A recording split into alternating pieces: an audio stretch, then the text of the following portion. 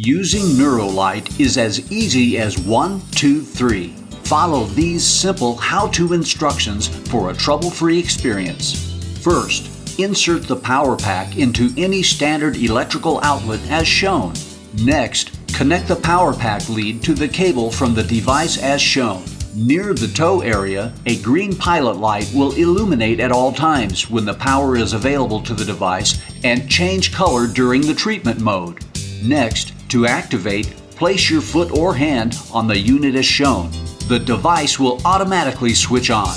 Once the device has been activated, the green status light will turn yellow and the red and infrared lights will illuminate. The infrared lights are not visible to the human eye and do not appear to be on.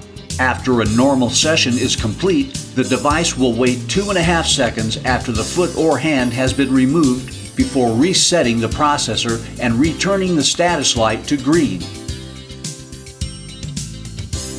If the foot or hand is temporarily removed, there is a 5-second delay before the red lights temporarily switch off. The yellow status light flashes on and off during this period.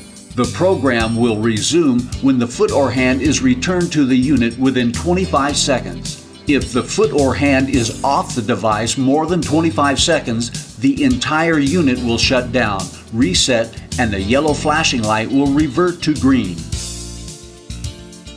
If you are using a dual device, each unit operates independently of the other, even though there is only one power supply. The devices may shut off at slightly different times because of this. The included Y cable allows both devices to connect to a single power supply. It is recommended that the device be used while sitting upright in a standard chair, with the feet flat on the floor as shown. The bottom strap is not necessary in this position.